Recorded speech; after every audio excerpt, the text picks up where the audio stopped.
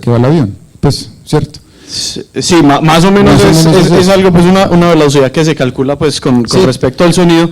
Entonces depende mucho de a qué altitud estés. Entonces un Mach no siempre va a ser lo mismo si el avión vuela aquí al nivel del mar muy bajito o si vuela muy alto. Depende, es un número de velocidad que varía. De la densidad del aire, pues está incluido la densidad del aire. Exactamente. Entonces, pero más o menos un Mach está...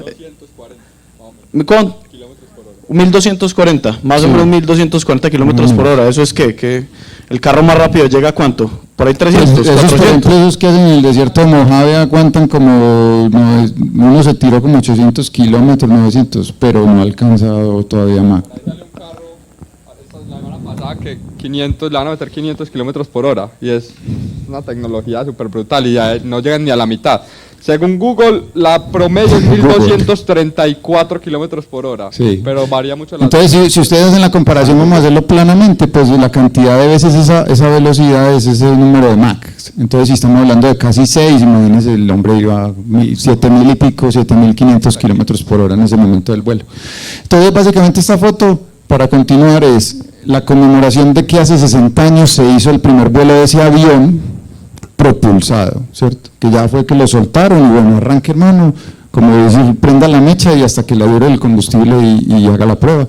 Hay un libro muy bueno que si pueden tener acceso a él, que se llama Volando en el borde del espacio, y es una recopilación de todos los pilotos del X-15, pues contando cómo fue la experiencia de ellos como pilotos de ese avión, y es bien bacano porque ahí uno encuentra como información interesante. Y esto complementario a que la Fuerza de los Estados Unidos está cumpliendo esos mismos 60 años aproximadamente, pues es como la idea del tema. Esta no la conocían ni ustedes porque la agregué de último minuto. Sí, haciendo así, metiendo por debajo. Más o menos, pues vamos a pasar como a las noticias que consideramos buenas para el coloquio. Esto es básicamente este meme, lo que hacemos aquí en el coloquio. Si ustedes vienen acá, puede que no se enteren de todo, pero se van a enterar de lo mejorcito. Humor hay, que haya conocimiento, pues estamos viendo. Sí. Porque bueno, si esto es una charla, eso sí, no sé si ya les dijeron, pero ustedes pregunten, ustedes metan la cucharada, porque si nosotros hablamos esto y hablamos, esto se vuelve muy aburrido. El que quiera meter la cucharada, que meta la cucharada. Sí, el que quiera preguntar de una. Pero entonces sí, ya saben, el coloquio es básicamente eso. Bueno, empiezo yo con esto. Resulta que la semana pasada se hizo el primer vuelo, es que esto no es un avión, esto es un Nesto. Es que parece un render, pues esa foto bueno, no, sí, esta no es una foto, ¿no? Es una animación. Sí. Exacto, pero ¿qué es esa cosa? Eso, es que si les digo las siglas, eso es le dicen HAPS, que es esa vaina. HAPS, entonces es HAPS, es High Altitude Platform Station, ni idea. O High Altitude Pseudo Satellite, no, tampoco ni idea. Básicamente por eso es un NESO, o sea, no es un avión, no es un globo, no es como un ala, es un ala. Sí, es algo así, es un ala con motorcitos y no tiene nada más. Tiene que tener rueditas, porque pues, para despegar y aterrizar sin rueditas eso es difícil, pero bueno, es lo que se llama una estación de gran altitud, una plataforma estacionaria de gran altitud.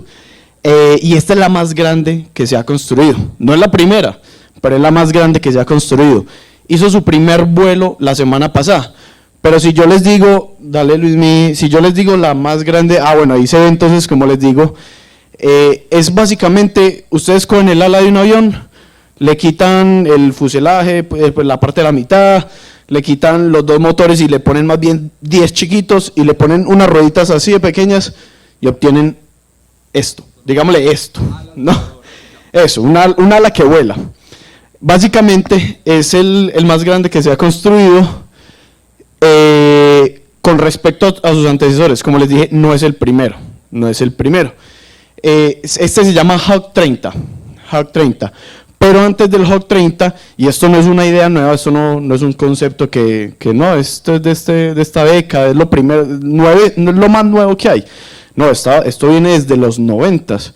Desde los 90 se hizo el Pathfinder, luego siguió el Centurión y por último siguió Helios. ¿Qué hacen estos? Porque ahí no cabe una persona, ahí no caben misiles, no caben. Ahí no caben. ¿Qué más haría uno con un avión? No sé, pues. ¿qué? Bueno, entonces cabe ahí, de pronto cabe ahí. Ahí en esas paticas caben unas camaritas, unas antenas.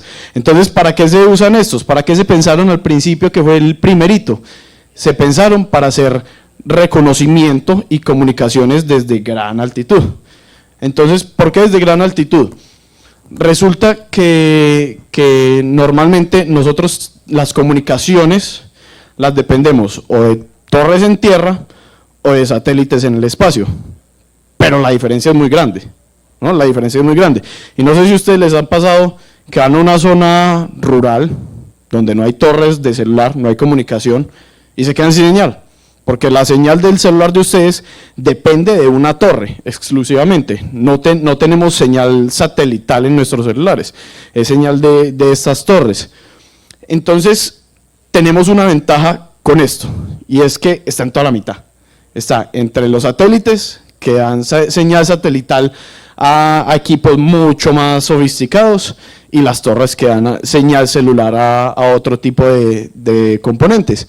Pero entonces, primero en el 91, en el 91 se empezó a desarrollar y más o menos en el 98 voló ese primer Pathfinder.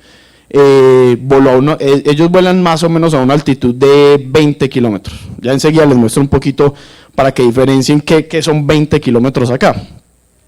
Después vino Centurión y Helios, que era como el más avanzado y el último, que era de los más grandecitos, 78 metros de envergadura, que es la envergadura, el tamaño que hay de una punta a la otra punta. Entonces 78 metros es bastantico.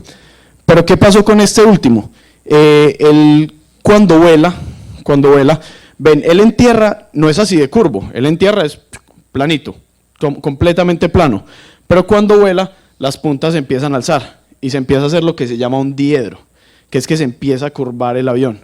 Este Helios en un punto se curvó tanto porque el viento tenía ciertas características que le hizo curvarse tanto que se curvó mucho y se quebró, se destruyó, se desintegró y cayó en el mar. Entonces ahí paró el proyecto, paró todo este tipo de desarrollos y no lo volvemos a ver sino hasta ya casi 2 décadas después. Que el Hawk 30, dale Luis mi otra porfa, ahora sí, es lo único que hay de esto, porque de momento está todavía como que un poquito secreto, entonces no tenemos como video ni nada, pero tenemos esta foto, que es nuevamente un tipo de estas plataformas despegando para hacer ciencia. En este caso, este es un desarrollo de una compañía entre compañías, sí, del Helios hay videos pues porque pasó hace casi 15 años, 20 años. Pero ahorita hay videos, o sea, ya ese vuelo fue hace como 2 días, ¿cierto? No, fue la semana pasada, estamos a 19, sí, eso fue la semana pasada. Pero increíble que no tengamos ni video ni nada, tenemos esta foto, y es la foto que está por todos lados. Pero entonces sabemos qué pasó.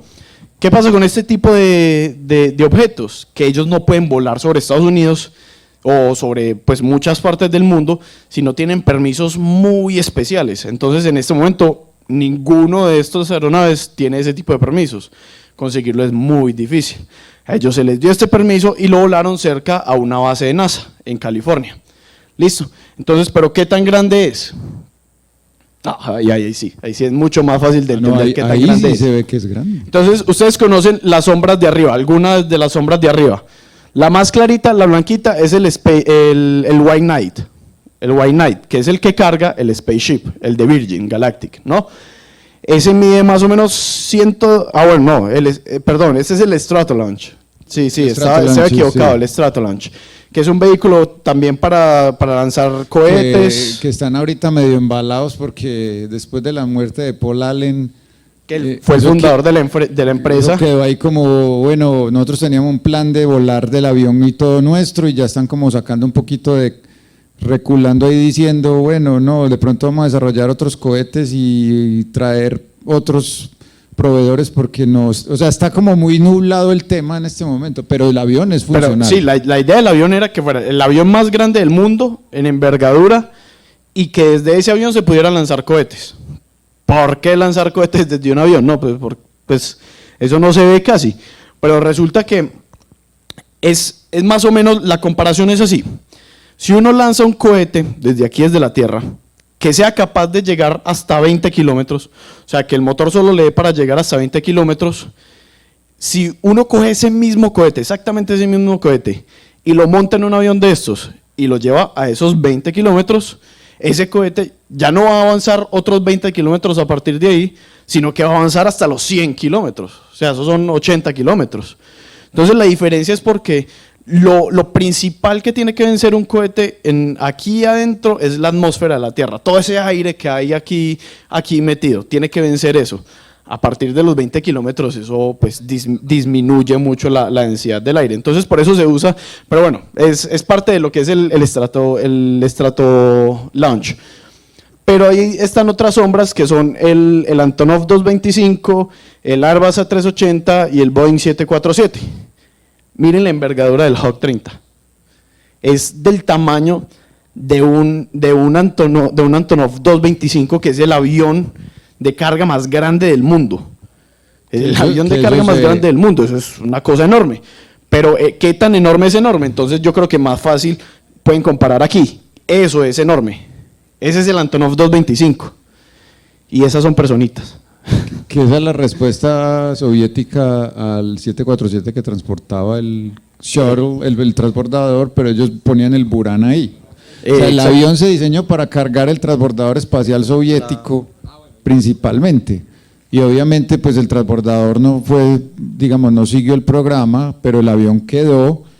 Y prácticamente el avión es una sensación cuando, por ejemplo, en Flight Radar aparece el número del avión volando. O sea, todo el mundo sabe, madre, está volando el 225 y ya uno mira que son viajes muy largos y de cargas muy grandes, pero es bien interesante. Claro, es que es un avión diseñado para cargar un transbordador por la cola. Pues no sé si lo habían visto, pero la cola de ese avión no es normal. Está diseñada para cargar algo en la mitad. Está diseñado, es un avión para eso ya no pasa hoy en día. Pero entonces este Antonov, bueno, lo que les digo, lo que quiero que dimensionen es el tamaño. Este es el mismo tamaño que tiene la cosa que voló la semana pasada, la cosa que les estoy diciendo tiene ese tamaño.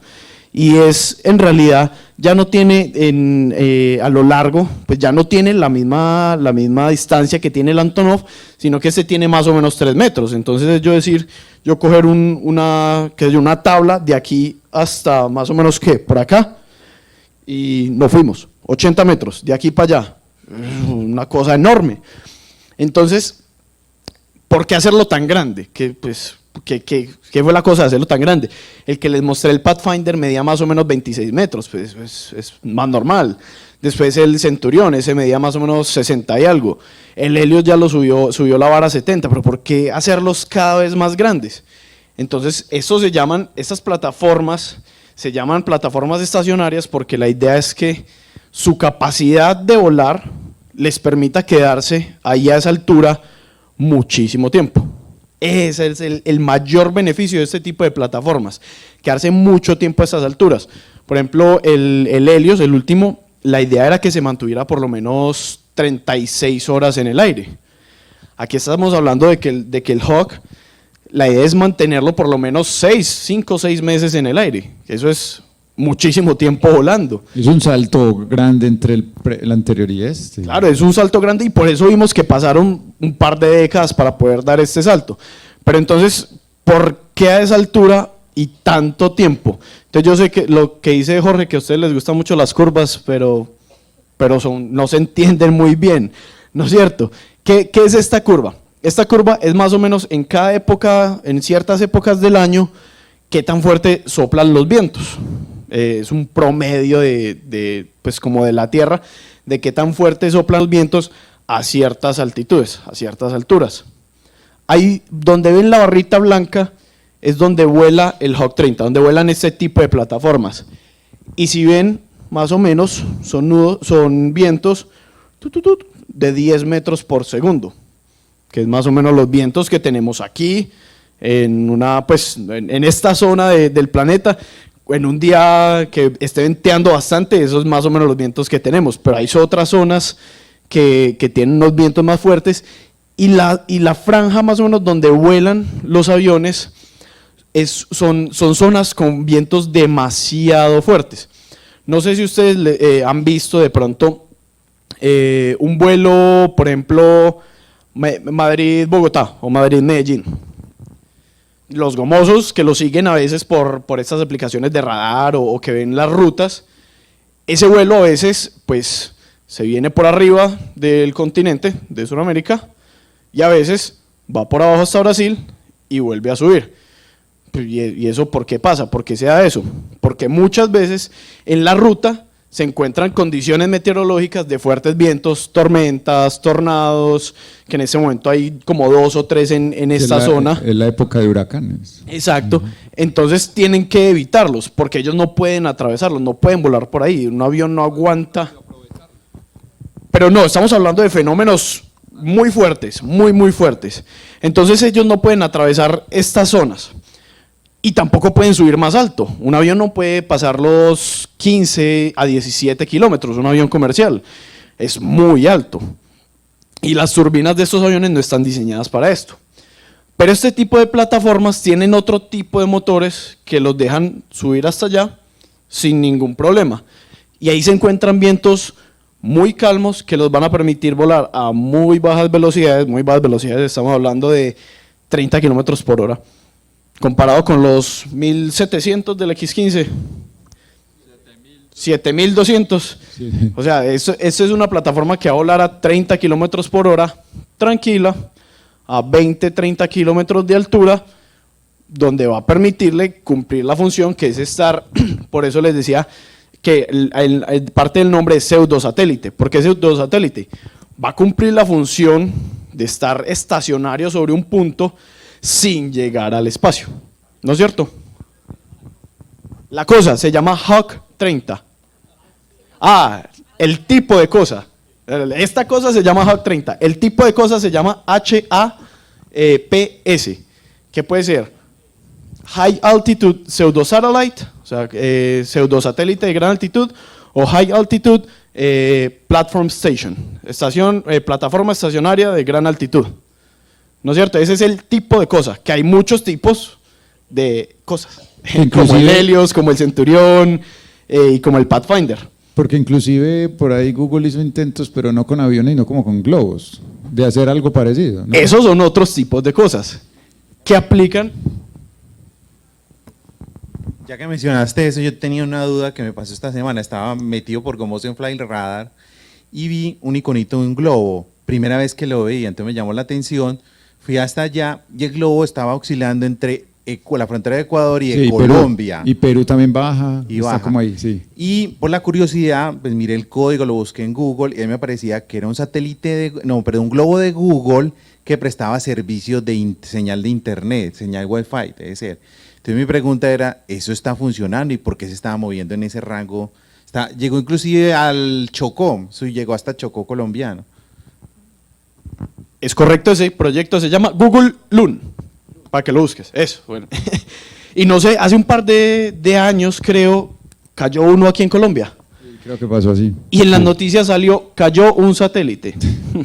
Bendito. Cayó un satélite sobre Colombia. Listo, no son satélites, son pseudosatélites. Listo. ¿Qué pasa con el Google Loon? Quiere cumplir exactamente este mismo propósito, pero en otra plataforma, en otro tipo de cosa. También es un HAPS. ¿Por qué?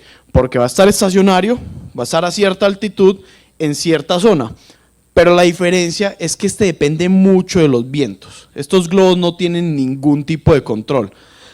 Puede que algunos ya más avanzados tengan como un control con aletas, con alas que se muevan, pero no tienen propulsión, lo que sí tiene Y esos globos pueden estar también meses en el aire. Normalmente estos globos los están lanzando desde Costa Rica, si mal no estoy, desde esa zona, y ya ellos van bajando y se van ubicando según lo que se tiene calculado con corrientes de aire, ¿no?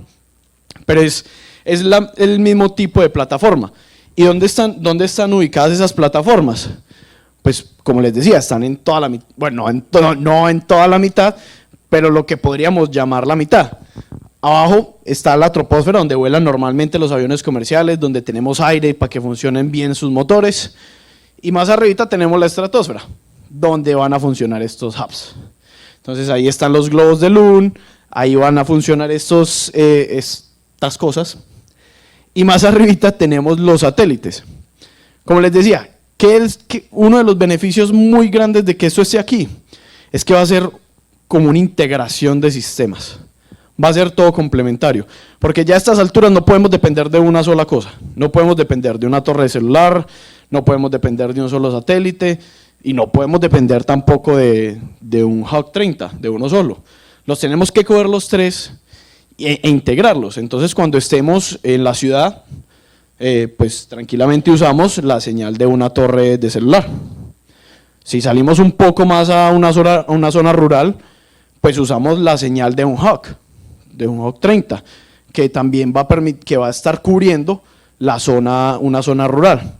Y si salimos a una zona ya completamente perdida, pues sabemos que tenemos una cobertura satelital en gran parte del planeta. Depende pues del servicio satelital que estemos buscando, por ejemplo de navegación.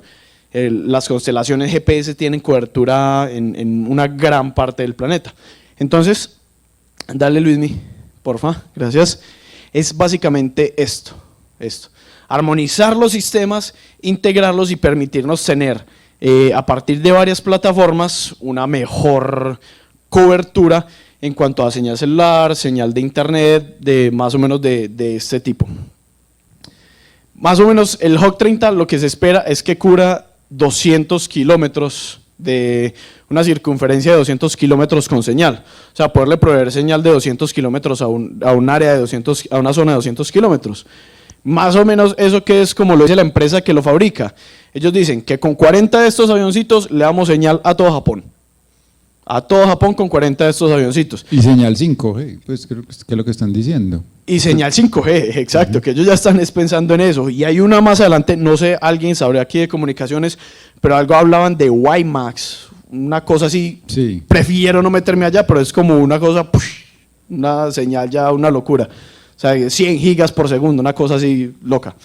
Pero pues eso se había intentado antes, sino que ya el desarrollo de los chips para las 5G ya está muy avanzado. Claro, el desarrollo que hemos tenido en cuanto a señales en un par de décadas ha sido, pues se ha disparado. Y más, lo que más se ha disparado en este par de décadas para volver a salir con este tema, dejarlo quieto tanto tiempo y volver a salir con él, es la capacidad que tenemos en las baterías de hoy. Entonces, ¿cuál es el objetivo de esta cosa?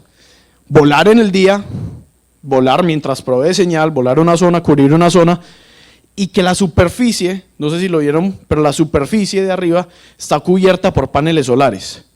Recargarse mientras se da potencia a sí misma, recargarse en el día, y en la noche, con lo que recargo en el día, seguir volando. Y al otro día, repetir. Que es lo mismo que se hace con la estación espacial, que ellos en la fase iluminada, digamos frente al sol, están cargando y usando, y en la fase de eclipse están usando la carga de las baterías. Si no fuera así, pues no se podría mantener tanto tiempo funcional, porque dependería de otras fuentes de energía. Entonces este es el objetivo de esta cosa en específico, podernos proveer señal en lugares muy remotos, con quien se lo imaginaría a 20, 30 kilómetros de altura, un aparato de 80 metros volando, y no se ve, pues uno a esa altura ya no lo ve. Entonces ese es el objetivo pues que esa parte del Hawk. Bien interesante, porque ya es integrar sistemas, como vos decías, que es, yo tengo una señal dada por una torre celular y tiene un delay, pues tiene un retraso prudente que uno no se da cuenta. Pero una vez que salgas de cobertura y empieces a conectarte con, por ejemplo, el Hawk 30, vas a notar cambios, pero lo importante es que el cambio se haga, ¿cierto? Que el sistema haga el switcheo al nuevo sistema y vos puedas seguir pues, con la comunicación, que siempre en comunicación es lo que uno lo frena. Claro. Ese diseño pues, de integración. Exacto, y como esto no va a estar a la altura pues, de un satélite, pues va a permitir, o sea, no vamos a tener que poner otro satélite que nos dé cobertura celular en áreas muy alejadas, que esté muy alto y pues eso afecta el tiempo de respuesta entre los sistemas, sino que este va a estar más bajito, va a tener un poco más pues de velocidad, un menor tiempo de respuesta, entonces nos va a permitir que no detectemos el cambio, puede ser posible entre una torre celular y uno de estos pues en una zona remota. ¿Por qué queremos sacar estos sistemas? Principalmente por la noticia que se viene, por la que les va a contar Juan, porque estamos sobrepoblando la zona espacial y tenemos la estratosfera vacía, está completamente vacía, ahí no hay nada. Entonces, y tenemos la ventaja de que en la estratosfera todavía controlamos por torres de control y operadores ese flujo de tráfico. Exacto, y es mucho más factible derribar o dejar que una cosa de estas caiga en caso de que funcione mal. En cambio, en el espacio, pues es otro tema, como por ejemplo esta noticia. Bueno, la noticia, como decía Samuel, tiene que ver la que estábamos tocando del Hawk 30 en 2 puntos con esta. Una es el tema del control de operaciones satelitales y la otra es el tema del estudio de vientos. Aquí hay una relación de las dos. Esta noticia salió hace más o menos, como les conté al principio, unos 15 días y resulta que uno de los satélites de SpaceX, que llaman Starlink, que son los que van a proveer ese internet y esas comunicaciones de mayor velocidad y mayor… La peor pesadilla para los astrónomos. Sí, y también para los que estamos como viendo cómo resolver o tratar de resolver el tema de la población satelital y de residuos espaciales, es que Elon lanzó 60 satélites de estos, SpaceX, casi todos están operativos, hay unos que están haciendo otras cosas distintas, hay como 2 o 3 que no pudieron entrar en operación. Este satélite, el 44, lo estaban probando como para el tema de, bueno, vamos a ver qué pasa cuando los satélites ya se acaba su misión y ingresan a la atmósfera y son, digamos, destruidos, que esa es la recomendación que hay cuando un satélite está en órbita baja. Cuando acaba su misión usted no lo puede dejar ahí, es porque como cuando usted tuviera el carro y se le acaba la gasolina, usted no se baja en mitad de calle y sigue caminando, pues eso no se puede hacer, o esa es la recomendación. Pero lo que sucedió es que hubo una alerta de colisión, es decir, señores, se van a colisionar 2 satélites en funcionamiento. Y no estábamos hablando de pronto un satélite pequeño, de pronto un satélite de 30 centímetros por 20 centímetros, no. Uno de estos satélites es el Starlink, que tiene un panel solar bastante considerable, y el otro es un satélite de la Agencia Espacial Europea, que se llama Aeolus, que se está dedicando desde hace más o menos unos 6-7 meses a estudiar el comportamiento de los vientos alrededor de la Tierra. Entonces, si Luis Miguel me ayuda con la siguiente, por favor, vamos a empezar a tocar el tema. Devuélvete eso. ¿Qué sucedió? O sea, en este momento, como decía Samuel, el tema de controlar la operación, o sea, controlar qué está sucediendo con los satélites en el espacio, es un tema de cada uno de los operadores. Por poner un ejemplo, si DirecTV tuviera satélites en órbita baja, DirecTV tiene satélites en una órbita a 35.000 kilómetros, pero si, por poner un ejemplo, DirecTV tiene satélites en esa órbita baja, él es el responsable de mover sus satélites, ubicar sus satélites. Como pasa pues con los aviones y con las aerolíneas. Exacto. Cada aerolínea dice por dónde va a mandar sus aviones. Claro, hay zonas definidas, pero si yo lo quiero hacer un recorrido más largo, puedo hacerlo. No tengo que hacer el recorrido más corto posible por esas vías aéreas que hay, sino que puedo hacer otro recorrido que me lleve al mismo punto y que sea más largo, pero que de pronto pase por otros lugares. Depende de cada quien, ¿no? Entonces entre ellas no se coordinan, que es como lo que pasa aquí. Sí, entonces ¿qué pasa? Hubo una alerta, entonces ¿quién, digamos en este momento no es que esté a cargo, pero es el que genera las alertas? Y básicamente es el Comando Estratégico de los Estados Unidos, que hace parte de las fuerzas militares y que la Fuerza Aérea y el Departamento de Defensa está a cargo, y una de sus misiones, o pues digamos su parte operativa, es manejar la red de vigilancia del espacio de Estados Unidos. Entonces ellos tienen catalogados y monitoreados los satélites y elementos de cierto tamaño, más o menos de 20 centímetros en adelante.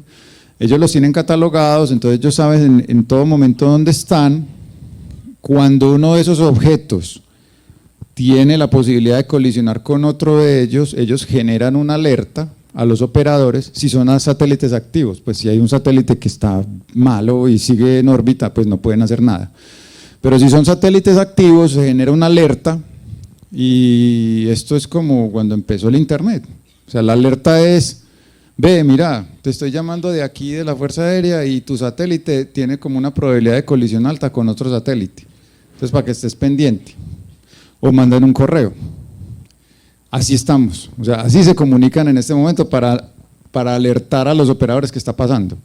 Entonces, en este caso, estas son las dos órbitas de los dos satélites en discusión y ese más o menos era el punto donde se iban a, digamos, como la probabilidad de colisión era significativa. Para este tema significativo es hablar de una probabilidad de más del 10%, pues ahí es donde ya le dicen al operador, usted que tiene control de satélite, haga una maniobra para tratar de subirlo un poquito de órbita o bajarlo, dependiendo de otros factores, pero trate de sacarlo de esa probabilidad para que no ocurra nada. Como para darles un poquito más de contexto en esa probabilidad, el espacio es muy grande, es absurdamente grande. La probabilidad mínima que ellos tienen que manejar, si mal no estoy, me corregís, es de 1 en 10.000. Sí. O sea, sí. hay una probabilidad Sí, de sí, 1 en 10.000 de que dos asteroides, de que dos satélites choquen en órbita. Sí. Es lo mínimo que se puede, Sí, ya, esto fue como… que se puede permitir operacionalmente. Sí, esta situación fue como una serie de Netflix, por decirlo de algún estilo. Empezó con una probabilidad de 1 en 1.000.000 y les dijeron, ve, por ahí de pronto pasa algo. Y los operadores callados en el sentido de que SpaceX y la Agencia Espacial Europea, ESA, pues dijeron, bueno, todavía no hay nada que hacer, ¿cierto? Pero entonces la Fuerza Aérea siguió monitoreando el caso y ya está subiendo la probabilidad, es decir, ya está reduciéndose, no de 1 en 1.000.000, sino 1 en 10.000, y llegó hasta 1 en 1.000 o menos, más Claro, o menos. sea, va cambiando ese número, pero como para que entren un poquito en contexto, ¿a cuántos de acá les ha caído un rayo? No. Ninguno. La probabilidad, más o menos la probabilidad de que a alguno de acá le caiga un rayo es más o menos de 1 en 6.250. O sea, a una persona de entre 6.250 les ha caído un rayo. No todos son mortales. Sí, no todos los cuentan casos la son historia, mortales. Pero a una persona de entre 6.250 le ha caído un rayo. Es más fácil que a alguno de acá nos caiga un rayo a que dos satélites colisionen si mantienen los estándares de seguridad. Pasó hace como año y medio con el satélite de Indonesia. Ah, bueno, hubo casos donde los satélites han colisionado por fragmentos. Pero, entonces lo que decís, Sí. Juan, que la probabilidad va disminuyendo, va aumentando, pero esos números van pues sí, Exacto. sí, exacto. Entonces, ¿qué pasa? Como decía Luis Miguel, hace poco, más o menos un año, pongámosle un año, un satélite de Indonesia en órbita estacionaria recibió un impacto de un fragmento. Ese fragmento de esa distancia no se tenía previsto que estuviera en el espacio, lo chocó, dañó el satélite, hay por ahí un video donde se ve como un punto y de un momento a otro se ven varios puntos saliendo del satélite, ahí salió combustible, partes del satélite y eso dejó sin bancos a Indonesia como De por hecho, el 3 o 4 satélite era de los días. importantes, era Sí. de comunicaciones, era Era- manejaba toda la información bancaria, un montón de cosas, Todo. y sin bancos, sin datáfonos, sin nada. O sea, como iba por usted un al mes. datáfono o al cajero y Nada, no todo hay apagado. señal, pues no nos podemos comunicar con su entidad, algo así. ¿Perdón? Algo así. O sea, quedaron, lo que tenía usted ahí era lo que podía usar porque se quedaron incomunicados. Bueno, entonces en este caso hubo esa alerta, eso se siguió escalando, o sea, los operadores, en este caso la Agencia Espacial Europea y SpaceX no empezaron a hacer nada, la Fuerza Aérea siguió alertando y ya fue una cuestión también entre hacer, digamos, como una mediáticamente hacer la noticia. Pues llevémoslo de ese estilo, o sea, la Agencia Espacial Europea salió con un comunicado diciendo, vea, esto es lo que está pasando, entonces como no tenemos respuesta de SpaceX sobre lo que, si quieres pasamos al siguiente. Y No, espérate un momentico antes de ese. No tenemos respuesta de SpaceX, lo que vamos a hacer nosotros por nuestra cuenta es mover el satélite a otra órbita, o sea, sacarlo un poquito de órbita para evitar todo esto que estamos hablando. Entonces se armó pues como todo un tema mediático. Ese primer capítulo de la novela puso las cosas como en el sentido de que la Agencia Espacial Europea era el bueno y SpaceX era el malo, y después salieron más cosas. Entonces primero les quiero mostrar un videíto que nos explique qué es la misión que está haciendo el satélite de la Agencia Espacial Europea. Si puedes ponerle los subtítulos, así sea lo que salga ahí, porque no fue muy complicado sacarlo. Eso, démoslo ahí. En inglés los traduzco. Y vamos mirando, vamos comentando lo que está haciendo el satélite. Entonces, básicamente es para entender el viento. In August, the European Space Agency will launch its latest Earth Esto fue exploration Aeolus. agosto del The año mission pasado. aims to further improve our understanding of winds and help increase the accuracy of weather forecasts. But this new satellite is unlike any other. O sea, For análisis example, de vientos, Kourou is by boat rather y than es plane. tan sensible el There's a subtle satélite increase in atmospheric que traerlo pressure de on landing Europa will damage hasta some of its delicate Guyana no lo hicieron en avión como lo hacen siempre, sino que lo traen en barco to acquire wind para evitar los profiles cambios from de space. presión. This wind data is needed to create weather forecast and climate models. Esto lo que va a ayudar es que realmente el satélite nos va a dar un comportamiento global del viento, porque en este momento es una cosa muy local, ¿cierto? Así es como se mide, pues si vamos a mirar. All of these systems are not measuring all over the globe at all Entonces, la idea del satélite es que sea algo global, que mida los vientos y genere modelos para poder analizar esos vientos. Modelos más precisos, ¿no? Porque, Modelos más por precisos. ejemplo, los modelos que se generan aquí a nivel Antioquia, a nivel Medellín, con el CIATA, parten de mediciones de las estaciones que tenemos en tierra y de globos también. Entonces ellos simplemente toman unos puntos, datos de unos puntos, velocidades de viento, temperaturas, y a partir de eso crean modelos que simulan cómo es las condiciones en otras zonas donde no tienen datos. La idea aquí es que tengamos datos de zonas mucho más amplias y los modelos así puedan ser más precisos porque tienen más datos de los cuales basar sus modelos. La parte científica lo que hace es disparar unos láser con una frecuencia predeterminada, y ese láser lo que hace es como excitar esas partículas del aire para poder reflejarla y analizar esas partículas del aire dónde están y a qué velocidad se están moviendo y generar ese modelo. Entonces es muy interesante porque este satélite es el primero en su fabricación y diseño, ¿cierto? Es muy preciso. Cuando la Agencia Espacial Europea lo lanzó, pues digamos, se ha podido encontrar mucha información sobre el viento, y como es el único, cuando salió la noticia de la posibilidad de la colisión, todo el mundo empezó como, ay, madre, ¿qué pasó aquí? O sea, este satélite pues no está haciendo una cosa sola, no tenemos otro igual, hay que hacer algo al respecto. Como ven, estas misiones no salen en 1 o 2 años, son misiones que llevan más de 15 años en diseño. Pues hay gente que se gradúa de la universidad, entra a estas misiones y cuando salen ya son doctores y tiene pues como toda la investigación alrededor. Y la idea con la misión es que dure más o menos unos 3 años tomando toda esa medición alrededor de la Tierra, para entender el viento y para poder tener esos mapas que cualquier meteorólogo pueda utilizar, basado también en la observación terrestre, como decía Samuel. Entonces, si pasas, Luis Miguel, por favor, a la siguiente. Entonces esto se volvió, no sé si los que chismosean Twitter, uno que Sí. otro, no sé si han visto, hay un presidente, no recuerdo de qué país, que da órdenes aquí por Twitter. No, pues yo creo que ya hay muchos. Pero, o sea, órdenes a sus secretarios, Sí, y, sí. y les dice hay que hacer tal cosa y le responden ahí. Esto se volvió algo así, ¿no? Que voy a sacar los trapitos al sol, pero en Twitter. No voy a generar un comunicado de Sí. mi organización, ¿no?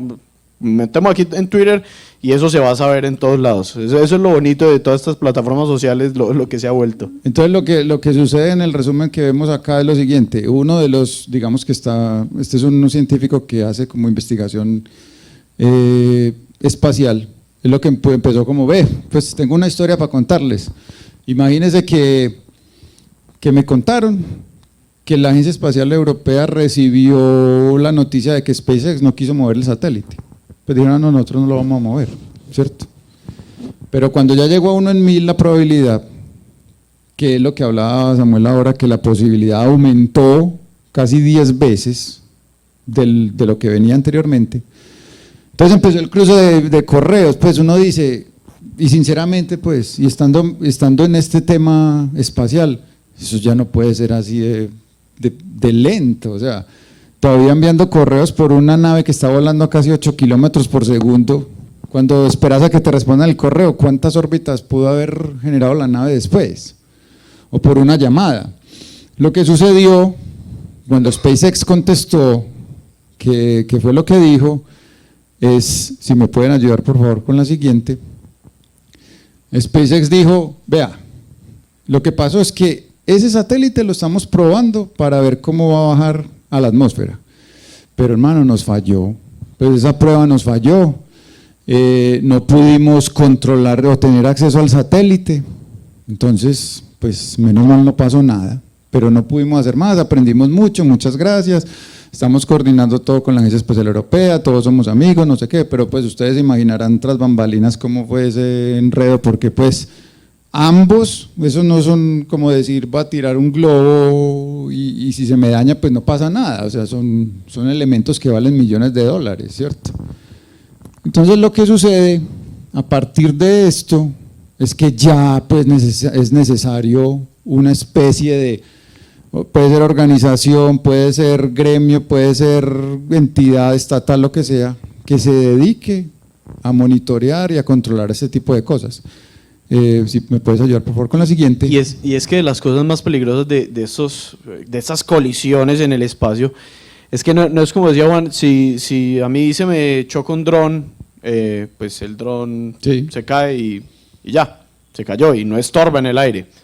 Pero por ejemplo, les voy a poner, a ver, el caso, si yo me choco en la autopista me choco y dejo ahí en la mitad de la calle un montón de vidrios y basura y pues claro, alguna vaina, no sé, y el carro, vainas pues, que dejan de mi carro, no, digamos que quitamos el carro, de alguna manera quitamos el carro, pero quedó todo lo que sobró pues del choque, quedó ahí, algo va a pasar, a alguien se le va a pinchar una llanta, alguien se va a asustar, algo va a pasar y va a haber otro choque, va a haber otro accidente, es lo que pasa en el espacio, si dos satélites colisionan en el espacio, no es como se cayeron a la Tierra y ya, y ahí paró la cosa. No, toda esa basura que dejan esa colisión de dos satélites va a quedar ahí, orbitando, esperando a que llegue otro satélite para llevárselo.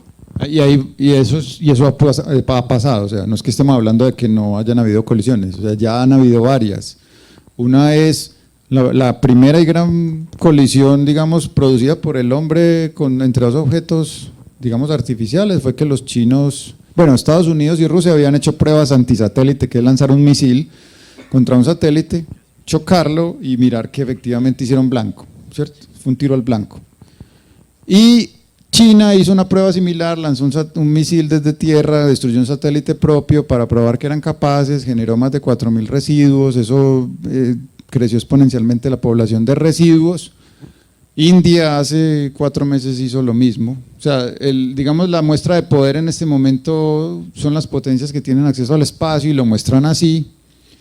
Hace más o menos 5 años hubo una colisión entre dos satélites reales, uno de la constelación de comunicación de Iridium contra un satélite muerto ya pues ruso, y antier hubo una alerta entre un satélite ruso y una nave inflable, digamos como un bote inflable que está en prueba. Hay una pregunta. Yo cuando empecé a oír acerca de colisiones de asteroides me sorprendía, asteroides de satélites, me sorprendía porque una cosa del tamaño de, por cualquier cosa 20 centímetros puede hacer demasiado daño a esas velocidades.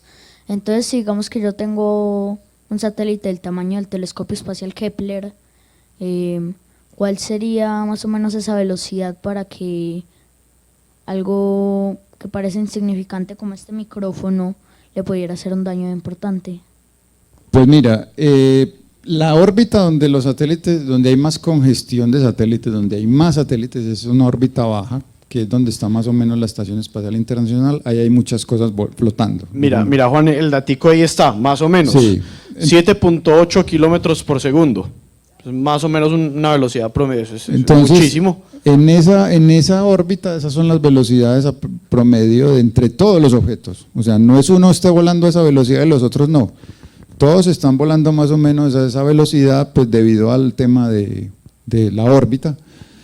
Y eso es como dicen los que estudian estos temas, que es como el viejo oeste. O sea, todo el mundo está disparando a todo el mundo. Es decir, esas partículas no tienen una órbita establecida, puedes encontrarte un movimiento por este lado, por el otro. Y un objeto más o menos de unos 3, 4 centímetros de diámetro, una moneda volando a esa velocidad, es como una granada de mano explotándote al lado, ¿cierto? Por la energía que lleva el objeto a esa velocidad. Entonces, es cada vez es más frecuente. Es que cuando habíamos tenido, pues si uno se pone a analizar esta frecuencia de noticias donde, miren, estamos notificando que va a haber una posibilidad de colisión, es que aquí estamos hablando de que hubo un punto analizado por los expertos en que, si te vuelves un momentico, estuvo a 200 metros el objeto uno del otro. O sea, eso es demasiado cerca en el espacio, pues eso es muy cerca. Entonces, hay una cosa que hay que tener en cuenta, o sea, esas órbitas no son perfectas, pues la Tierra no es redonda completamente, es como, tiene ciertas perturbaciones que hacen que la gravedad varíe. Entonces esas órbitas son alteradas por la rotación de la Tierra, por factores externos. Esto es una aproximación, ellos inclusive hablan de que esos valores de la órbita calculados hay una diferencia de más o menos 1 kilómetro, pero estamos hablando de objetos que volando a esa velocidad, casi 8 kilómetros por segundo, o sea, casi 8 o 9 veces más rápido que una bala, pues el daño es considerable. ¿Tienes una pregunta?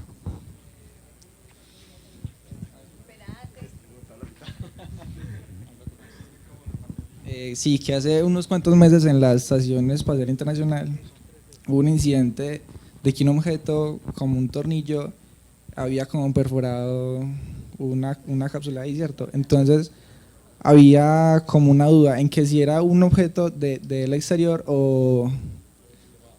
Uy, o eso, ya la eso permitió estación. ¿Qué pasó? tantas teorías conspirativas y todo. ¿Qué pasó al final de eso? No, al final.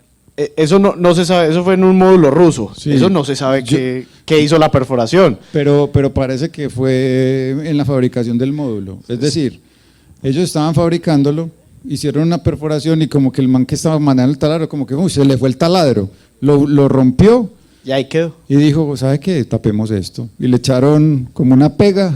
Masilla ahí. Sí, le echaron una masilla y eso en el espacio, pues ya estando tanto tiempo, eso se deshizo, quedó el hueco y eso se armó un problema, un escándalo entre Estados Unidos y Rusia porque usted llevó a alguien a que hiciera ese daño y la conspiración y pues ya habían tensiones más o menos. Pues claro que en la estación, digamos, es como el único sitio donde esas dos superpotencias están ahí como relajadas, entre comillas.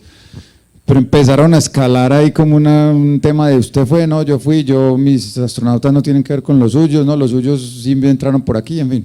Eso fue un enredo tenaz. Encontré una imagen de la punta de un lapicero que a una velocidad como de 8 kilómetros por segundo hizo un daño en el espacio. Esta es Sí, eso la es punta de un lapicero, ni siquiera, o sea, no la punta completa, la punta. Sí, es un experimento controlado. Hay un laboratorio en Alemania que se llama el Instituto Fraunhofer, que ellos son los únicos que han podido reproducir la colisión real entre dos satélites a esa velocidad. Ahí hay 5 pulgadas. Entonces, eso pues conlleva toda una serie de cosas, ¿cierto?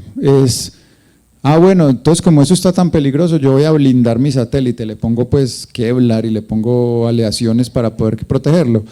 Lo que sucede es que el satélite para subirlo a órbita se vuelve más difícil porque pesa más y fuera de eso tiene un área transversal mayor, entonces es como decir, vea, yo soy un blanco más grande, me pueden disparar a mí más fácil. Es una combinación de factores. Entonces, esas son las consecuencias, pero estuvimos a punto de que esas consecuencias volvieran a ser reales. Lo que sucedió entre el Iridium y el Cosmos de Rusia y el Comunicaciones pasó y se destruyeron. Haga de cuenta, 2 aviones volando a ese Mach 1, a esos 1200 kilómetros, 10 veces más rápido en la mitad del aire colisionándose. Y este incidente fue entre uno de esos Cosmos ruso que quedó ya muerto después de las misiones y un dispositivo que estaba en prueba, que es un módulo inflable que hubo unas pruebas en la estación, que es de una empresa que se llama Bigelow, y ellos recibieron ahí la notificación de la Fuerza Aérea. Pues que uno estará en la oficina y la Fuerza Aérea lo llama a uno. Primero, mucho el susto, pues, porque dicen, no, nosotros somos las Fuerzas Armadas de los Estados Unidos y lo estamos llamando porque usted tiene una probabilidad de colisión. En más es o menos como 15. si lo llaman a uno que si puede mover el carro para que otro salga. O sea, exacto. Sí. Pero el que te llamó, ¿Cómo pues así? tiene la capacidad de intimidarte un poquito si quiere. Claro que ellos, pues, hacen la notificación, pues. Mueve el carro, se lo movemos. Sí. Entonces, esto está creciendo y ya para mostrarles algo que hay en una base de datos, si ponemos la última, es que además del Comando Estratégico de los Estados Unidos hay una base de datos que se llama Sócrates, que maneja una cosa que se llama Celestrak. Ellos también monitorean elementos en el espacio, ellos también tienen datos de los satélites activos y que ya no están funcionando, y esto es actualizado permanentemente.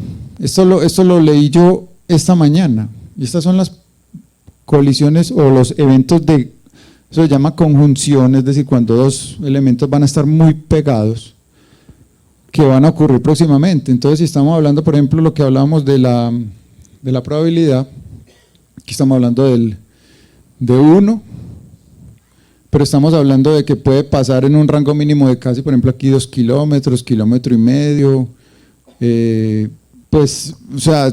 ¿Qué es el STEX, Juan? el ¿Será satélite. ¿Será algo de SpaceX? Sí, yo creo que tiene que ver con SpaceX. Porque si ustedes ven, por ejemplo, casi, pues también la mayoría son satélites rusos, esos Cosmos, eso es como una plaga. O sea, ellos dejaron de utilizar los Cosmos y los dejaron allá arriba. Y eso es lo que ha ocasionado la colisión con los Iridium y es el que ocasionó lo que acabamos de ver. Y estas otras son naves de reprovisionamiento de la Estación Espacial Internacional, lo que son las Progress y la que son las Soyuz, que las Soyuz son las que llevan tripulantes. O sea que eso tiene mucho riesgo cuando uno de ellos está llegando a la estación o bajando de la estación. Si en la estación hay un riesgo de colisión, lo que hacen los astronautas cosmonautas es que se tienen que ir a los Soyuz y estar ahí pendientes. Si el riesgo, si esa probabilidad se eleva mucho, porque si es muy alta, hermano, salga en el Soyuz y regrese a tierra, pues no se vaya a exponer a quedarse allá arriba. Si ven aquí, por ejemplo, hay una Fengyun, que es la Estación Espacial China, que tiene ciertos módulos que están en descenso. Ahí, por ejemplo, Agena es de las pruebas que se hicieron con los Géminis, ¿cierto? Esas naves que eran no tripuladas, que se hacían las pruebas de unión con los Géminis, de acople. Pero entonces esto se está actualizando permanentemente. Y por último, les quiero comentar que ya hay digamos como un movimiento para hacer una organización que es como denominada como espacio seguro, donde ya más que todo hay privados, o sea, por ejemplo está Planet Labs, que fue el que hablamos, que tomaba las fotografías de la Tierra, está por ejemplo AGI, que es el que genera un software muy, muy interesante que se llama el STK, que inclusive mucho de esto está hecho en STK, y ellos están diciendo, bueno, listo, ya tocó, o sea, es que hay que ser conscientes de algo, y es que si uno compara los sistemas que están montados en el espacio con los sistemas terrestres, los sistemas terrestres están mucho más avanzados que en el espacio. O sea, nosotros estamos hablando de, por ejemplo, en la Estación Espacial, de sistemas que llevan más de 20 años todavía operando. O que vos, por ejemplo, para diseñar un satélite hoy que va a ir a Marte, recurrís a tecnología que está probada y requete probada, que sobrevive a ciertas condiciones, pero de hace 15 años o 20 años. Entonces, a esto le falta mucho, o sea, es que no podemos todavía depender de un correo y una llamada, o sea, hay que automatizar esto, eso tiene que tener inteligencia artificial, tiene que haber notificaciones automáticas, o por lo menos que el satélite sea consciente de lo que está pasando, porque imagínese, si usted manda un correo y se le demoran 1 hora, ya el satélite volvió a estar, casi que dio la órbita completa en órbita baja, son 90 minutos más o menos. Entonces, y esto es un campo abierto, o sea, aquí no hay nadie todavía diciendo esta es la única solución. Entonces, eso es un acuerdo como entre varias empresas pues que lo Sí. quieren hacer. SpaceX todavía no ha entrado a ese acuerdo, pero no es porque no quiera, sino porque no han leído el correo. Es más, es posible. Pregunta por allí. Que había ahí comentaron algo acerca de las regulaciones en el espacio. ¿Cómo está, tú que sabes de eso, las leyes espaciales con relación a Pues eso? mira, si vamos a leyes, no hay una cosa muy concreta. Lo ¿cierto? que decías del viejo oeste. Sí, o sea, lo primero que se hizo fue el Tratado de No Proliferación de Armas en el Espacio, que fue en 1967, donde se dijo el espacio es un sistema completamente libre de armamento.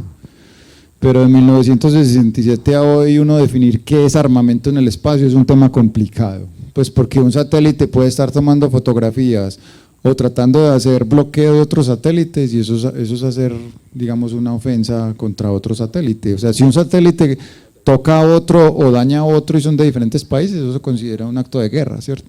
Eso desencadena problemas, pero no hay nada escrito. Lo único que hay son recomendaciones de las Naciones Unidas a través de un comité que se llama el IADC, que ese comité tiene unas normas unas sugerencias, donde a vos te dicen, ve, mira, si querés, cuando acabes la misión, tu satélite, tirarlo a la atmósfera si está en órbita baja. Si estás por allá en órbita geoestacionaria, sacalo de órbita y lo llevas como una órbita cementerio. No, si lo vas a pagar, no le dejes combustible, botalo, pues cosas de ese estilo. Por allí hay una pregunta. Pero como dice Juan, todo eso son sugerencias. No hay nada establecido porque pues para que haya algo establecido tiene que haber un acuerdo entre todos y eso no va a pasar. Estamos tan mal, que según la Constitución Política de Colombia, de este bello país, todo lo que pase sobre el espacio ultraterrestre de Colombia, de aquí para arriba hasta el infinito, es nuestro. Es nuestro. ¿Quién respeta eso? O sea, si SpaceX me manda un satélite por encima, no, hágale tranquilo, mientras pase por ahí yo le pago para que me lo arriende, ¿no?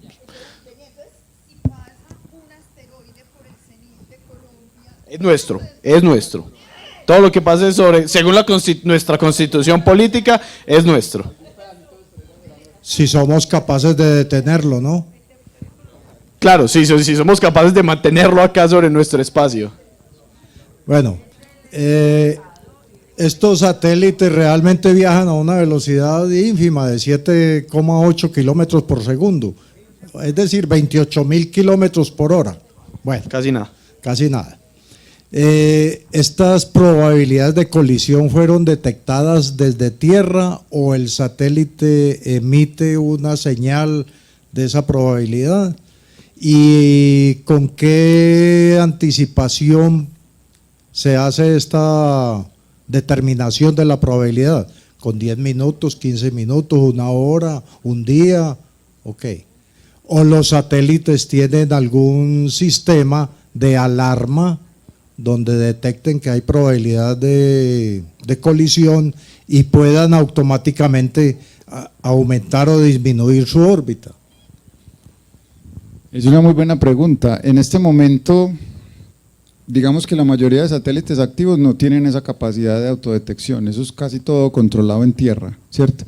Es el operador terrestre que tiene la potestad y la capacidad de moverlos. Pero ¿cómo se da cuenta? Porque es que ellos tendrían que estar pendientes de lo que, por ejemplo, la Fuerza Aérea les dice que tienen que hacer. Porque en teoría cualquier objeto que está en el espacio tiene que estar registrado con un Sí. número y unos parámetros orbitales. Entonces, ¿qué pasa? Ellos están monitoreando, ellos tienen unos modelos de propagación de órbita porque tienen que tener en cuenta muchas cosas y cada vez el modelo es muy complejo, es decir, la atmósfera, como vimos ahora, los vientos, la densidad, la altura, las perturbaciones de la gravedad de la Tierra, las perturbaciones de la gravedad de la Luna, las del Sol, la radiación solar, la presión solar sobre el satélite, todo eso lo tienen que modelar para poder propagar la órbita y tenerla horas, días, meses después.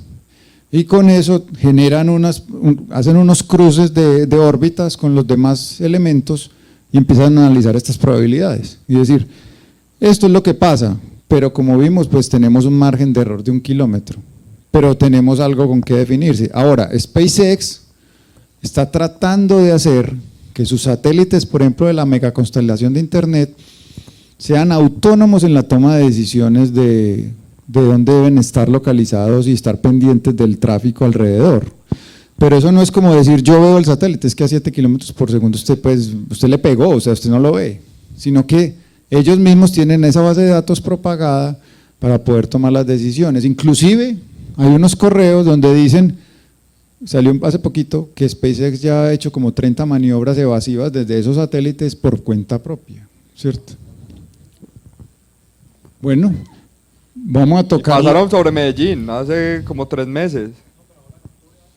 Sí, ellos van a lanzar periódicamente se ve como un punticos así poco. pasar como si fuera la estación. Se ven pasar como si fuera la estación. Ok. Pero se ven 60 puntos. Bueno, vamos a tocar aquí un tema que ha sido de mucha parte mediática, que es el tema de la misión India Todos a este la año Luna. estábamos muy pendientes de que iba a haber un cuarto país en la Luna. Y hace un mes lo tocaste vos mismo, hace un Luismi, mes. con todo la parafernalia del caso de que Toda la iba a felicidad, llegar qué madre. un lander con un rover Con a un la Luna, computador. indio, Bueno. pero… Este año estamos esperando que Israel lo lograra con Bereshit y les falló a 149 metros, eso perdimos el control, los motores y se dio a toda velocidad contra la Luna. Entonces dijimos, bueno, y la India lo va a lograr. La India sí, hijo de madre, es el país que es y tampoco. ¿Por qué? Porque el 7 de septiembre tenían que, muy temprano de hecho, en horas como de la mañana, la madrugada, hora local de la India, llegaban supuestamente a la Luna, ya alunizaban, toda la cuestión, ya el orbitador ya estaba dando, o sea, ya estaba funcionando perfectamente, entonces solo faltaba que el lander junto con el rover se posaran sobre la Luna, pero no lo lograron tampoco. Resulta que iban como a 2 kilómetros ahí descendiendo, por allá hay una pregunta, iban descendiendo y perdieron todas las comunicaciones con el lander. No. Él preguntaba que si era la misma distancia con respecto a la de Israel. No fue la misma. Enseguida te doy el dato.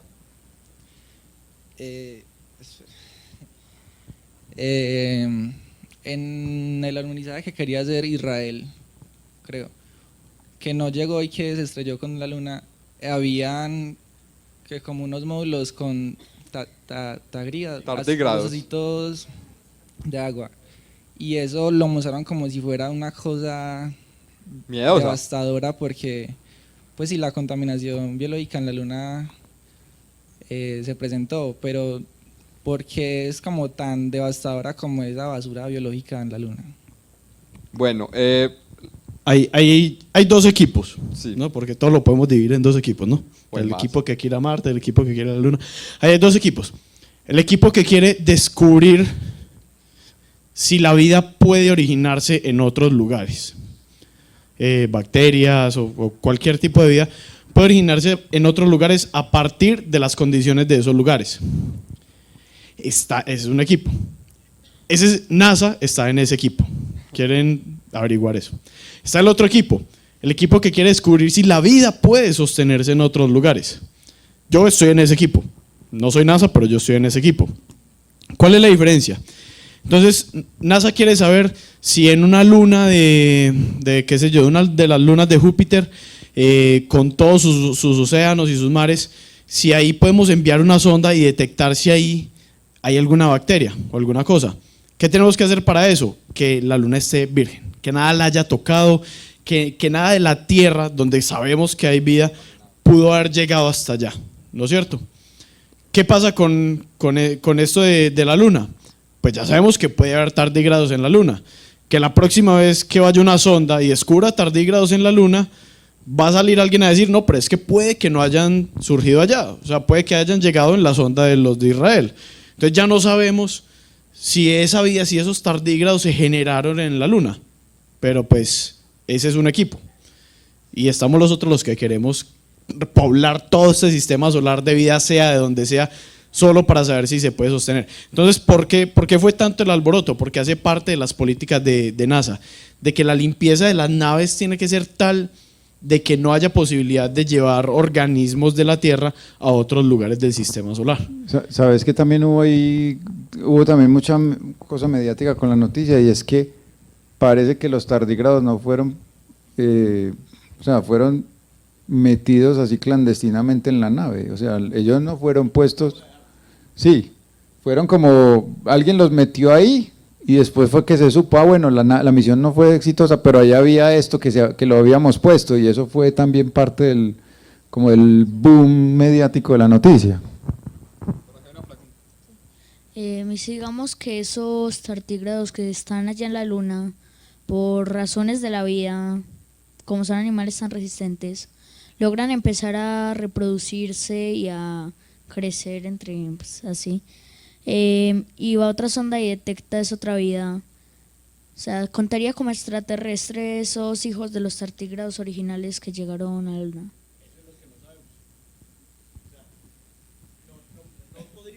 No podríamos definir qué es vida, o bueno, es vida extraterrestre porque está fuera de la Tierra, pero no podríamos saber si se originó allá o si lo llevamos nosotros, no tenemos forma de definirlo, por eso es que están cuidando tanto estas naves que salen. Pero pues, es forma de verlo.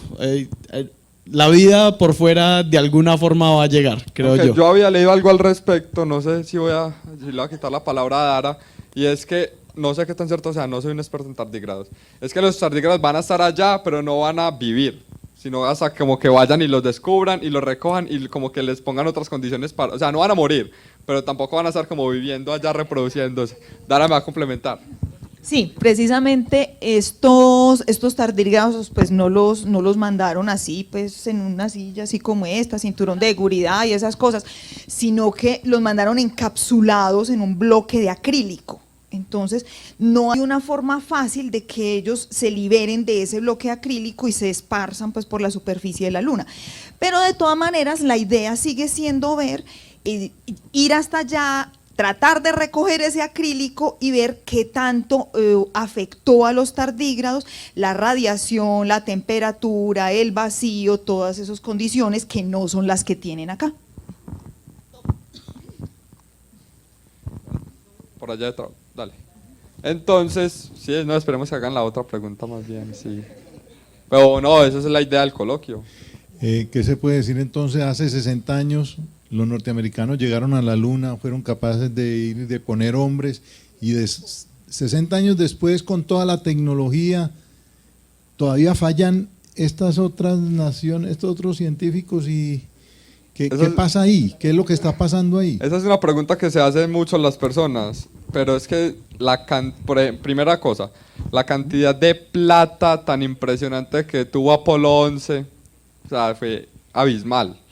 Porque entonces tenían todo el país, básicamente todo Estados Unidos, trabajando en pro de Apolo 11, de todo Apolo, de todo el programa Apolo, para lograrlo. Entonces eran empresas básicamente empresas solo creadas para construir los chips, para construir esa pieza, para construir todo el Saturno, todo. Entonces todo el mundo, todos los científicos eran trabajando, y fuera de eso que es que tenían una cabeza que era Wernher von Braun, que era hay muchos más aspectos. Y así como vimos en la celebración de los 50 años, los que alcanzaron a venir o los que la seguimos de cerca, cuando los Estados Unidos fue allá, cada cosa se fue haciendo en etapas. Entonces ensayaron el módulo lunar, ensayaron el aterrizador lunar. Solamente cuando ya habían ensayado cada una de las etapas a su debido, Apolo 7, Apolo 8, Apolo 9, ya con el Apolo 11 era porque estaban seguros que todas las etapas anteriores funcionaban, pero esto en su primera etapa ya quieren hacer todo lo que los Estados Unidos hizo en todas esas misiones. Solo, Sandra, esa es la 2. La 1 solo constaba del orbitador, realmente el orbitador es el que está funcionando perfectamente esta vez. Entonces el lander y el rover como que era la primera vez que se...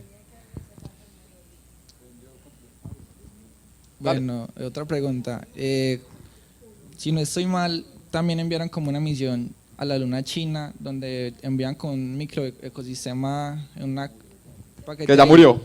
Ajá, pues ya murió, pero si se hubiera como estrellado o pasado algo, hubiera sido también un contaminante biológico en la luna, o no, o eran las medidas. Esa es una buena diferentes? pregunta. Se estaba más, sí, se estaba más, un poco menos seguro. El experimento que llevó a la Luna, la sonda Chang'e 4, llevó como unas semillitas para tratar de germinarlas pues dentro de la misma nave, sin presencia humana ni nada de eso. Pues se trató de que las semillas estuvieran expuestas a aire, a oxígeno, porque obviamente las plantas pues necesitan eso, y también que estuvieran expuestas a la luz solar. Entonces tenían pues como un recubrimiento que permitía que entrara la luz del sol, pero que no se escapara el oxígeno en el interior. Entonces, pues como tal, hay una protección fuerte con respecto a, digamos, a ese medio ambiente. Pues total, que de las semillitas mandaron varias especies, creo que solo germinó una o dos, y el cuento fue que ya después esa parte de la luna ingresó a la zona de noche. Y pues como sabemos, en la luna son como 2 semanas de día, 2 semanas de noche, entonces hasta ahí llegaron esos pobres germinaditos, ¿cierto? Por acá había una pregunta. No, un concepto. Aporte.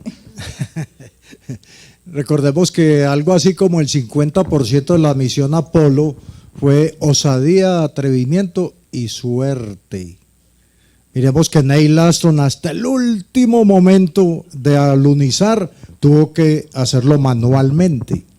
Entonces eso, lo que no hicieron ni los indios ni los israelíes, le metieron mucha ciencia y mucho conocimiento y por eso fracasaron. Yo creo que ahí hay un complemento también, es algo que estábamos tocando ahora, y es, primero, ellos también fallaron, o sea, los soviéticos y los americanos también estrellaron naves en la luna para poder llegar a lograr lo que hicieron. Segundo, la capacidad humana de reacción al momento de controlar la nave es mucho más amplia que la de estos robots.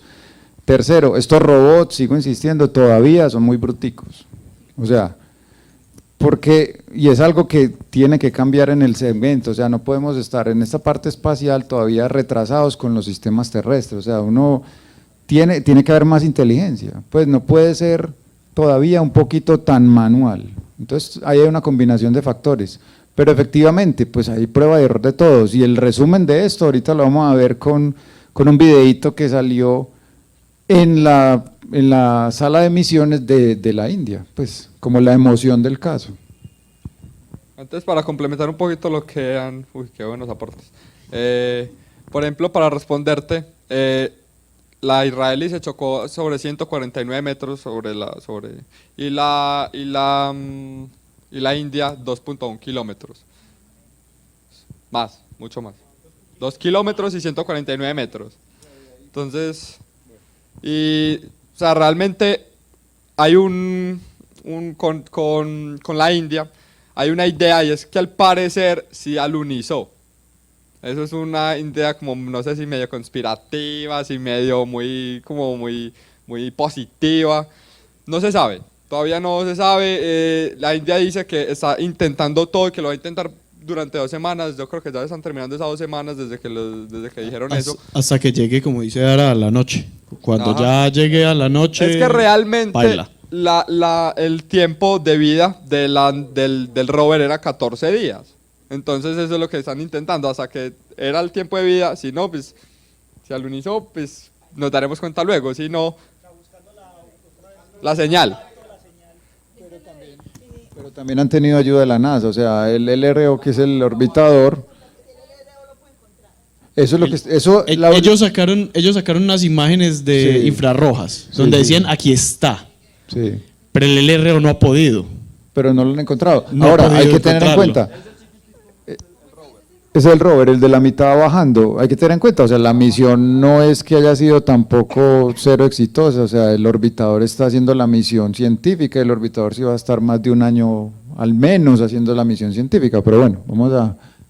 Las poquitas imágenes que hay, porque hay muy poquitas, las poquitas, creo que ahorita hay una, son de NASA. O sea, realmente el orbitador no ha podido, o sea, está muy operativo, funcionando bien, tratando de comunicarse con el lander, pero no ha podido como mirar a ver hacia allá a ver qué, o sea, tal vez sí les ha dado como cierta información, pero fotos como tal, o por lo menos no las han publicado.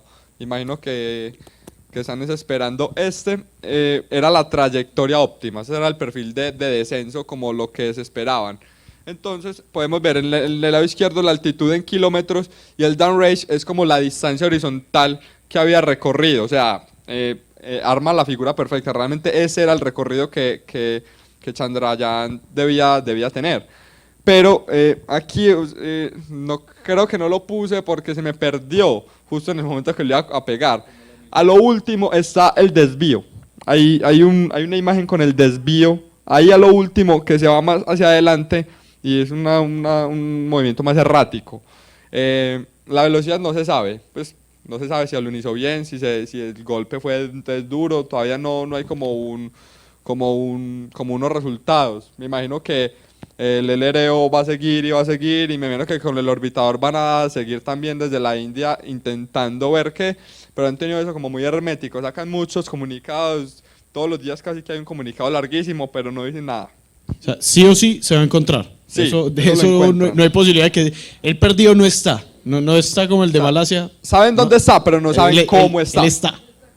Está, pero no saben si no es así bien o mal. Está. Hay que esperar a ver qué resultados nos da el LRO y el mismo orbitador. Entonces, ahí, era en el polo sur lunar, era como el punto, y, o sea, ahí está. No sabemos cómo está, pero ahí está, porque realmente no cayó tampoco muy lejos del lugar que se tenía previsto para el alunizaje. Pero en ese puntico amarillo está, eso es una imagen del LRO, pero entonces, bueno, entonces toca esperar a ver si nos ayudan o si hasta que volvamos a la luna con Artemis en 5 años, ahí que los mismos astronautas de NASA vayan, ay sí, aquí está. Sí, este es el video que sacaron en redes sociales porque es que al momento de que ya se supo pues que no se entró contacto, el director del ISRO, que es la Agencia Espacial India, el hombre se lanzó a llorar, pues dijo, pues, o sea, nuestra misión era realmente lograr el alunizaje del lander. Ese es el primer ministro indio como diciéndole al hombre, no, hermano, tranquilo, o sea, y realmente las redes sociales apoyaron mucho el tema, porque todo el mundo dijo, hey, es que esto del espacio pues no es como una cosa fácil, pues. El chiste que ustedes han visto por ahí de que esto no es ciencia de cohetes, sí es ciencia de cohetes y es tratar de hacer esto, además porque el punto era relativamente, sí, es complicado, o sea, el polo sur de la luna no se había intentado hacer este tipo de cosas, entonces digamos que para una nación que está dando pasos, que ya había lanzado una misión exitosa, esta es su segunda misión, o sea, acordémonos que para llegar al Apolo 11 pasó mucho tiempo, muchas equivocaciones, muchos afanes y un entorno de guerra fría impresionante que hizo que usted tenía que triunfar o triunfar. Aquí digamos que ese tema no hay tanta presión. No hay tanta presión. Es la presión de ser exitoso, pero no es la presión de que tu enemigo, entre comillas, tu enemigo, si lo logra, puede generar un armamento para destruirte, pues, digámoslo así. Yo creo que si uno en Twitter sigue a los que son, se chismosea muchas cosas muy, muy bacanas. Y es, por ejemplo, yo que me puse a chismosear el mismo 7, es más, el 6 de septiembre acá en Colombia, porque por las 10 de la noche ya se sabía que no había llegado, o que habían tenido pues fallos. Yo empecé a chismosear en Twitter y todo el mundo era apoyando, no, ojalá lo logren en una futura ocasión, y en idiomas raros, yo vi en idiomas en español, en inglés, en indio, entonces yo le daba a traducir, porque no sé indio, le daba a traducir, le daba todo eso en idiomas muy raros, no solo pues en esos 3, vi en muchos idiomas, y decía, hey, no, hágale, lo tienen que volver a intentar, lo tienen que volver a hacer. Lo mismo pasó con Bereshit. Bereshit, todo el mundo, hey, va a haber un Bereshit 2, ojalá, y al otro día salió el man de Israel a decir, sí, va a haber un Bereshit 2. Lo mismo, pues acá no han, como les digo, han estado muy herméticos porque igual como que el fallo no fue tan completo. Pues el hecho de ya tener el orbitador en la luna y el hecho de que ni siquiera saben si alunizó mal, porque pudo haber alunizado bien y que digamos que ahorita recuperen la comunicación, uno nunca sabe llegar a la casa y recuperar las comunicaciones y bueno, lo pueden aprovechar un día porque ya van como 13 días. Entonces, pues bueno, pero realmente ya dar estos pasos como los está dando la India, Israel nos dice, hey, Colombia, ¿qué? Colombia, ¿para dónde vamos? ¿Qué vamos a hacer nosotros? Nosotros estamos reclamando el espacio y ni siquiera hemos llegado allá. Tenemos el FACSAT 1 que ni siquiera es construido aquí. Entonces, pero no, bueno, ese no es el... Bueno, y ya para cerrar, antes del regalito, porque obviamente es Coloquio Aeroespacial, hay un regalito. Unas cositas que vimos en redes, un par de cositas muy rápidas.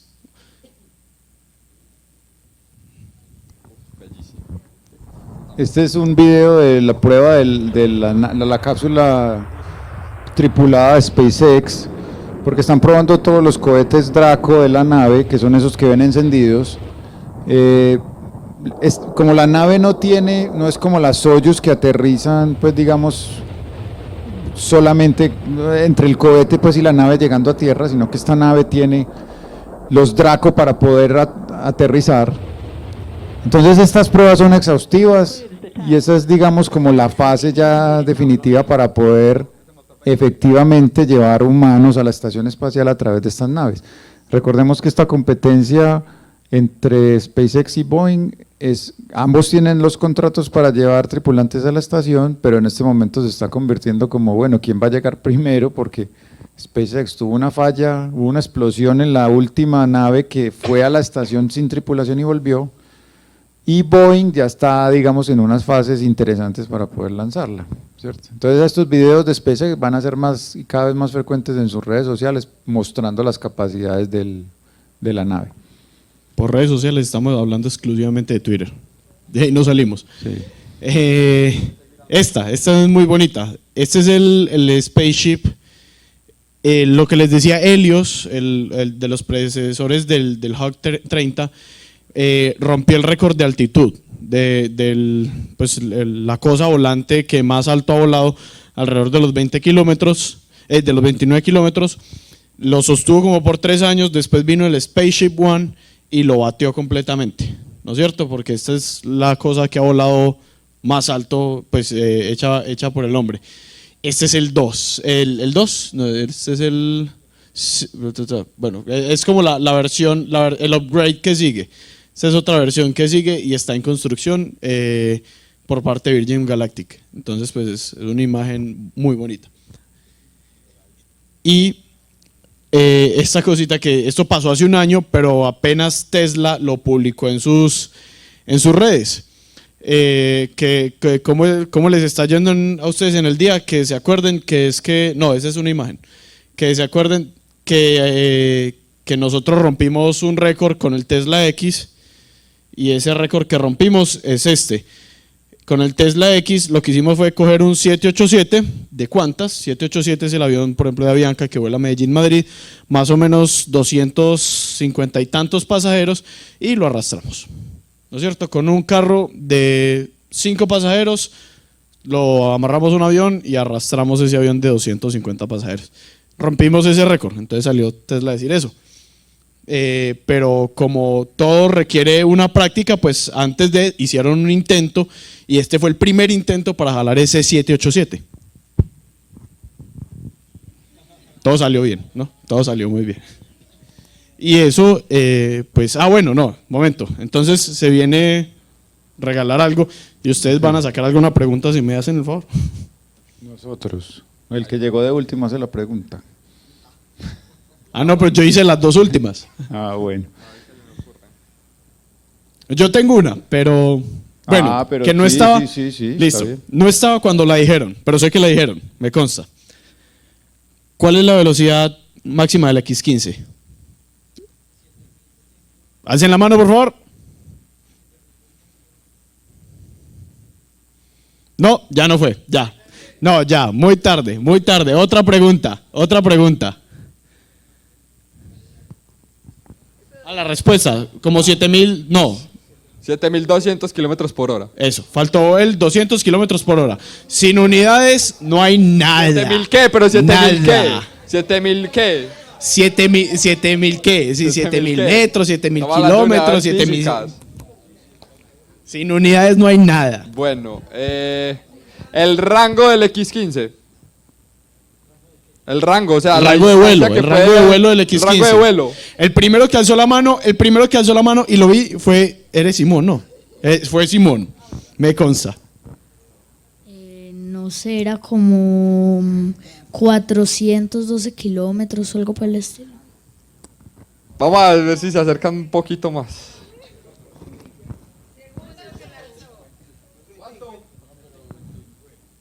¿Quién? ¿Quién fue el segundo que levantó?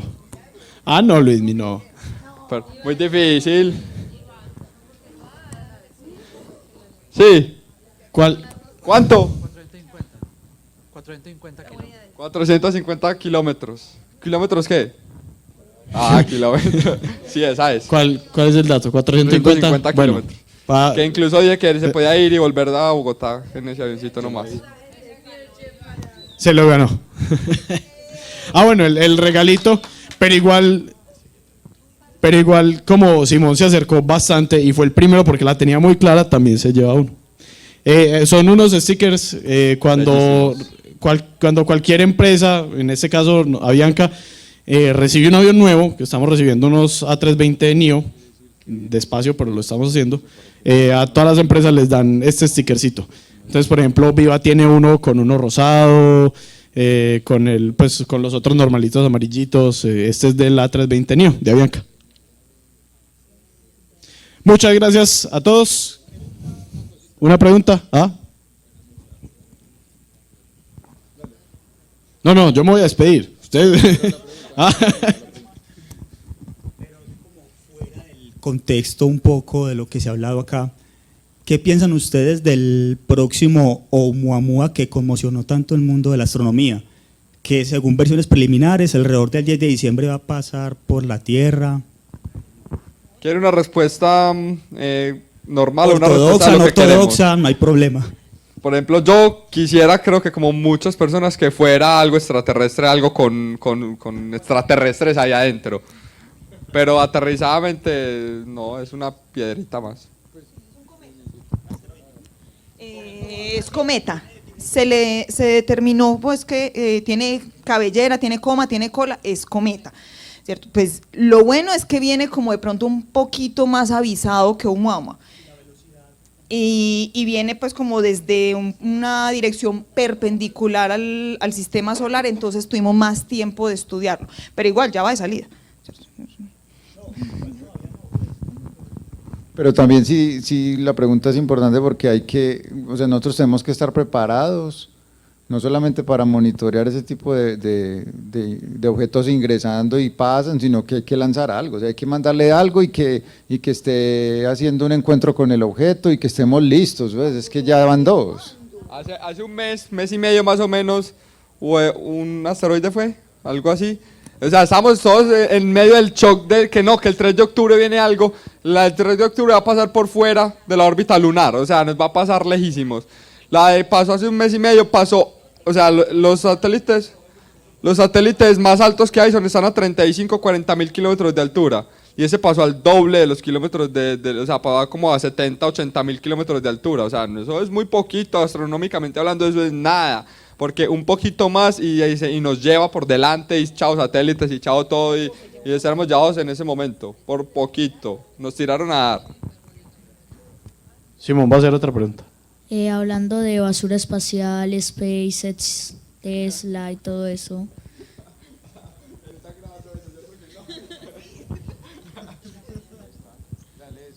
¿Qué le pasó al Tesla Roadster que lanzaron?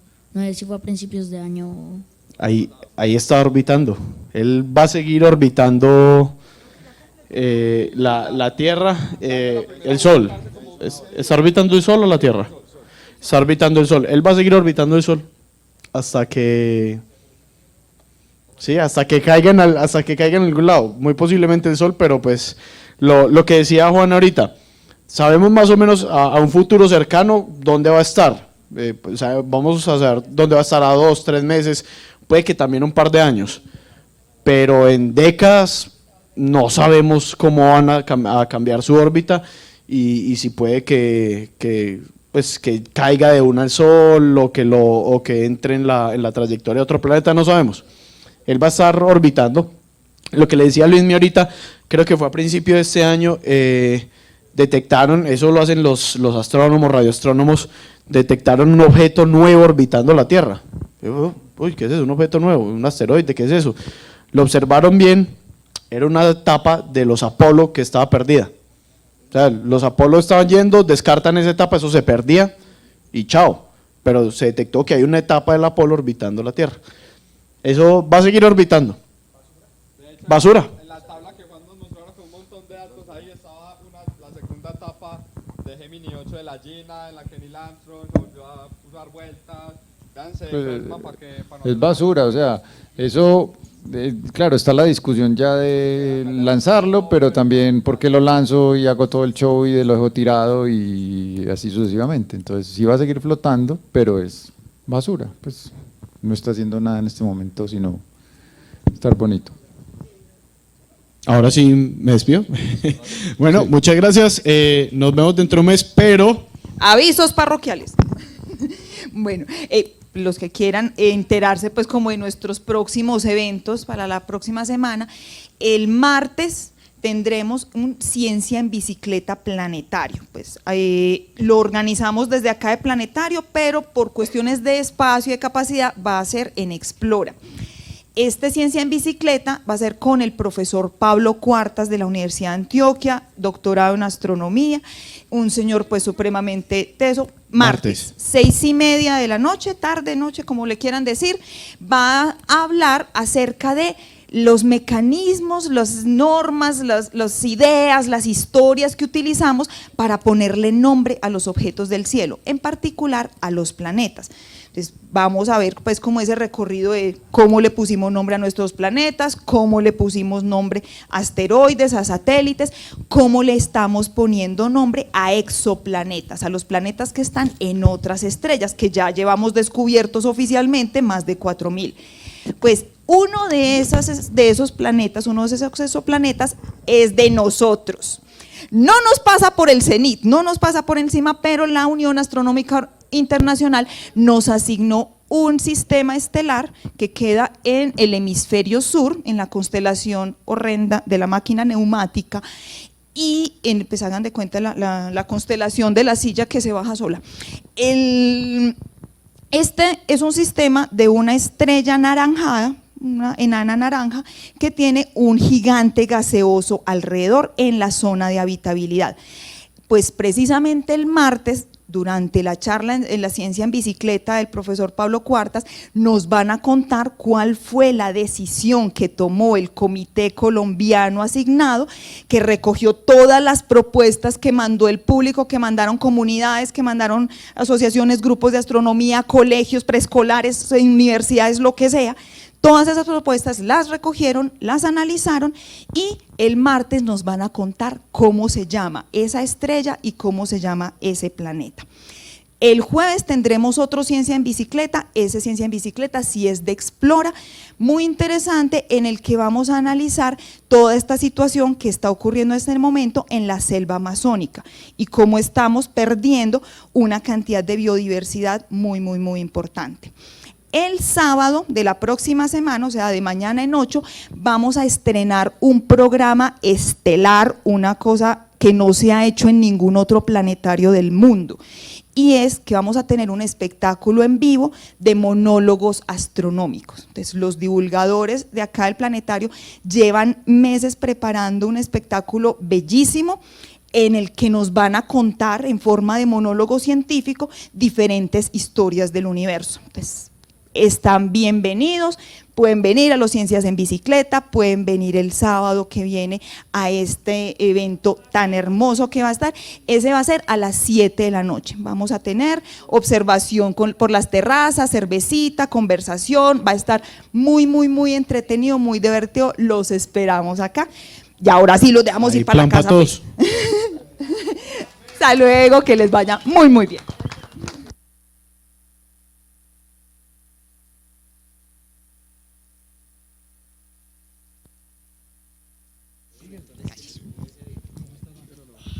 ¿Cómo está? Sí, sí, claro. Como siempre. Se fijan en la página, ahí está la programación.